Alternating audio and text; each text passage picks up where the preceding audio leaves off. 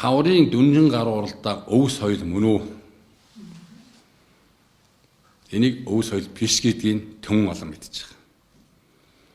Зуны Монголын үндэсний их баяр наадам бүхтөөгөө суртаагаа үндэсний мөрөн уралдаантайгаа монголчуудын хүн төрөлхтөд төвхөнд орсон биш тус оюун өв соёлоогод ЮНЕСКОд бүртгэгдээд гэрчлэгээ манад баярхан Монгол улсад байж. 3 сард л морь уралдахгүй байдвал Монголоо байчих гэдэг юм.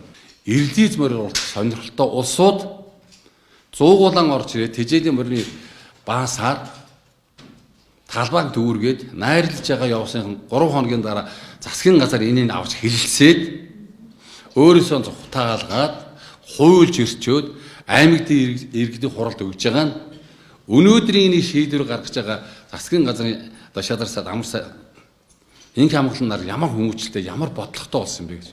Насан турш хүүхдээ хөдөлмөрөөр шуулж болдгоо. Хөдөлмөрийн өнөөдөр 3 сая төгрөг төлөөд 300 сая төгрөгийн бай авах уралдаанд хүүхд унуулаад байгаа шүү дээ. Ирлиз мөр унуулаад уралдаад байгаа шүү дээ.